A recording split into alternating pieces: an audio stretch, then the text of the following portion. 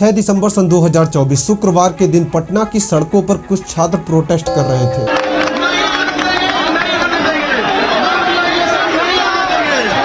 और थोड़ी ही देर में पुलिस वहां आती है और छात्रों पर अचानक से लाठीचार्ज कर देती है।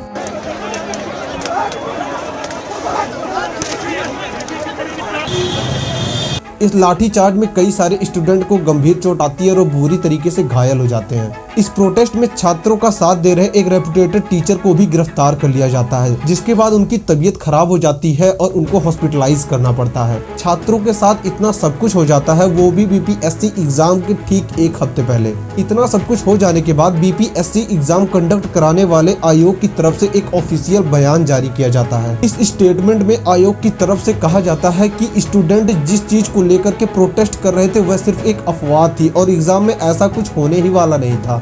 अब सवाल यहाँ यह उठता है, क्या आयोग के अधिकारियों को एक बार स्टूडेंट से बात करके उन्हें समझाने की कोशिश नहीं करनी चाहिए थी? क्या उन पर लाठी चार्ज करवाना सही था? अगर आयोग के अधिकारियों ने प्रोटेस्ट कर रहे स्टूडेंट से पहले ही बात कर ली होती तो शायद स्टूडेंट्स को लाठी खाने की जरूरत ही नहीं पड़ती और सारी बात वहीं खत्म हो जाती।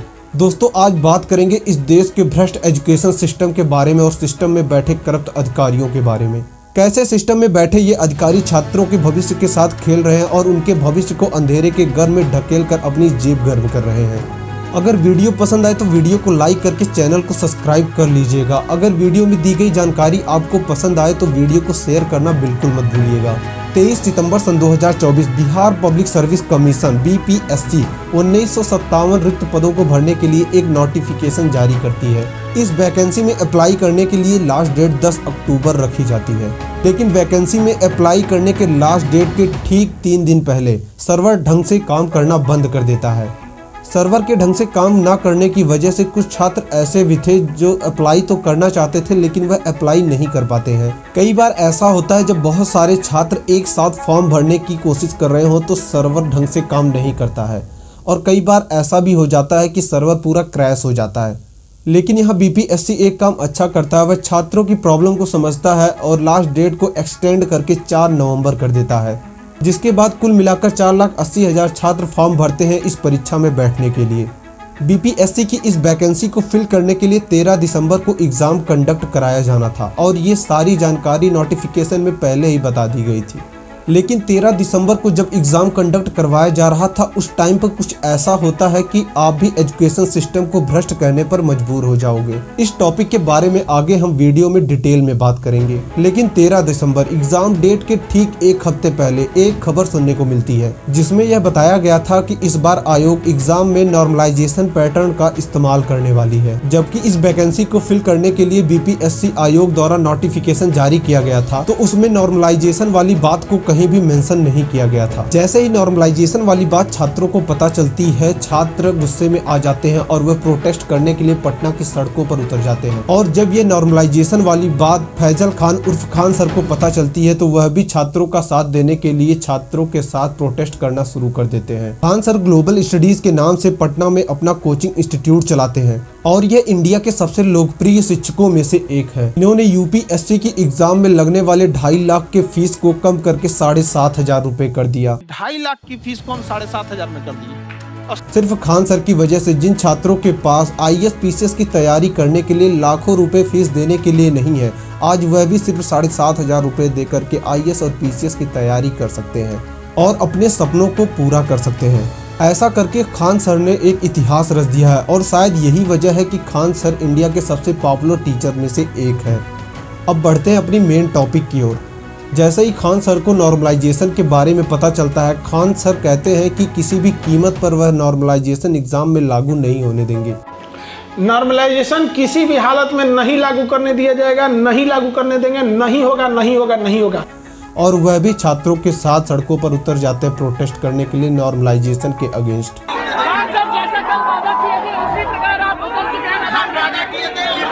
खान सर यह प्रण लेते हैं कि जब तक उनकी बात आयोग द्वारा नहीं सुन ली जाती है वह कुछ खाएंगे ना पिएंगे।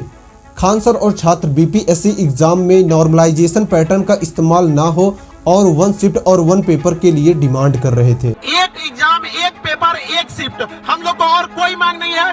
खान सर का कहना है कि ऐसा करने से एग्जाम में ट्रांसपेरेंसी बनी रहेगी और पेपर के लीक होने के भी चांसेस काफी हद तक कम हो जाएंगे। वीडियो में आगे बढ़ने से पहले सबसे पहले हमें नॉर्मलाइजेशन सिस्टम को समझना होगा। आखिर क्यों छात्र और खान सर इस नॉर्मलाइजेशन सिस्टम का विरोध कर रहे हैं। जब कोई एग्जाम अलग अलग शिफ्ट में कंडक्ट कराया जाता है तो ऐसा अक्सर देखने को मिलता है कि किसी शिफ्ट का पेपर आसान होता है तो किसी शिफ्ट का पेपर कठिन होता है, जिसकी वजह से कठिन पेपर वाले छात्रों का नंबर कम आता है और आसान पेपर वाले छात्रों का नंबर ज़्यादा आता है। और यही वजह है कि छात्रों के नंबर को बैलेंस करने के लिए एग्जाम में नॉर्मलाइजेशन सिस्टम का प्रयोग किया जाता है। नॉर्मलाइजेशन सिस्टम का प्रयोग करके एग्जाम में जिस छात्र के नंबर कम आते हैं उनको बढ़ा दिया जाता है और जिस छात्र के नंबर ज़्यादा आते हैं उनको कम कर दिया जाता है। और ये सब कुछ एक तय मानक के हिसाब से किया जाता है ताकि उनके नंबर्स को बैलेंस किया जा सके। खान सर और छात्रों का मानना है कि नॉर्मलाइजेशन सिस्टम नहीं है और इसमें काफ़ी हद तक धांधली होने के चांसेस बढ़ जाते हैं। यहाँ पैसे लेकर के नंबर को बढ़ाया और घटाया जा सकता है, जिससे ऐसे छात्र पीछे रह जाते हैं जो पूरी साल कठिन मेहनत करते हैं।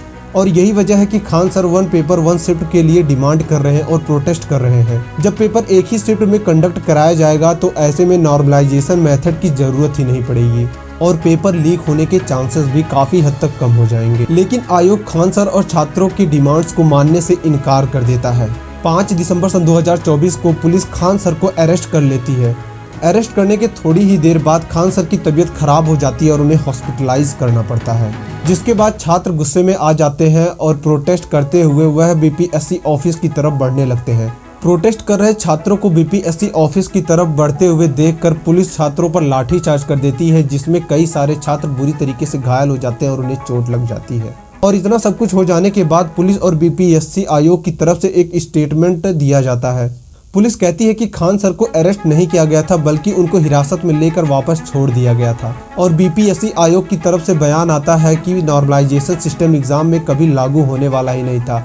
यह सब कुछ सिर्फ एक अफवाह थी जिसकी वजह से छात्रों ने प्रोटेस्ट किया। मैं पूछना चाहता हूं आयोग से, अगर यह सब कुछ एक अफवाह थी तो क्या आयोग के अधिकारियों की यह जिम्मेदारी नहीं बनती थी कि एक बार छात्रों से बात करें कि जिस चीज़ के लिए वह लोग प्रोटेस्ट कर रहे हैं, जिस नॉर्मलाइजेशन सिस्टम के अगेंस्ट वो लोग प्रोटेस्ट कर रहे हैं, ऐसा कुछ भी एग्ज़ाम में लागू होने वाला ही नहीं है।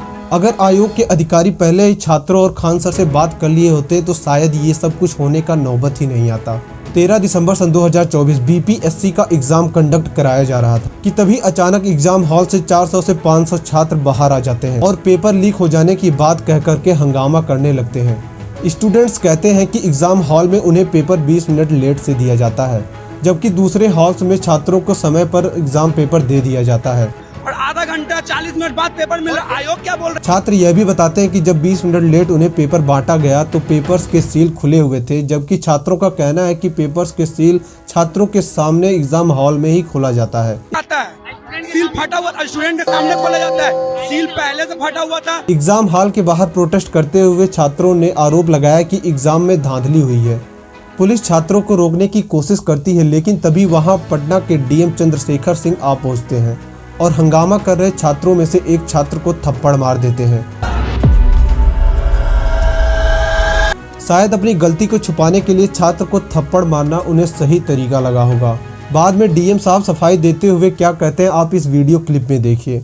एक परीक्षा कक्ष के लिए लगभग 288 का 12-12 के सेट में एनवेलप होता है, लिफाफा होता है।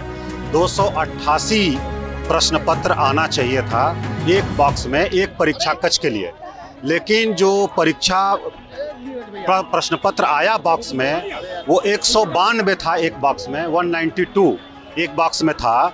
तो इसलिए एक हाल में खोलने के बाद दूसरे हाल से भी लेना पड़ा, दूसरे में खोलने के बाद तीसरे से भी लेना पड़ा। इस प्रकार से उसमें थोड़ा समय भी लग रहा था, इसलिए लगभग 10 से 15 मिनट डिले हुआ। उन्होंने इस वीडियो क्लिप में जो कुछ भी कहा है यह सिर्फ एक बहानेबाजी है। यहाँ सिर्फ और सिर्फ एग्जाम सेंटर में होने वाली धांधली और उनकी गलतियों को छुपाने की कोशिश की जा रही है। केवल बिहार में ही नहीं बल्कि देश के हर राज्य में पेपर लीक होने के मामले सामने आते रहे। केवल सन 2024 में ही पेपर लीक के कई मामले देखने को मिले हैं। Number 1, Bihar community health officer CHO का एग्जाम 1-2 दिसंबर को कंडक्ट कराया जाना था, लेकिन एग्जाम के ठीक एक दिन पहले पेपर लीक हो जाता है, जिसके बाद आयोग पेपर को रद्द कर देता। नंबर 2, मई 2024 medical entrance exam NEET UG का पेपर लीक हो जाता है, जिसके बाद इसकी आगे की प्रक्रिया को रोक दी जाती है। यूजीसी नेट का एग्जाम 18 जून सन 2024 को कंडक्ट कराया जाता है और अगले ही दिन 19 जून सन 2024 को पता चलता है यूजीसी नेट का पेपर एग्जाम के पहले से ही डार्क नेट और टेलीग्राम पर सर्कुलेट किया जा रहा था। इस पेपर लीक को रोकने के लिए हमारी सरकार को एक बड़ा कदम उठाना चाहिए। इस देश में सभी छोटे बड़े एग्जाम कंडक्ट करवाने वाले आयोग को कड़े इंस्ट्रक्शंस देने चाहिए। पेपर लीक होने पर अधिकारियों पर कड़ी कार्रवाई भी करनी चाहिए, क्योंकि पेपर लीक तभी होता है जब अंदर का कोई अधिकारी पूरे स्कैंडल में शामिल हो। क्योंकि जितनी बार पेपर लीक होता है उतनी बार देश के युवाओं और देश के भविष्य को अंधेरे के घर में धकेलने का प्रयास किया जाता है। इस पर लगाम लगाना देश और देश के युवाओं के भविष्य के लिए बहुत जरूरी है। आज के लिए बस इतना ही। मिलते हैं अपनी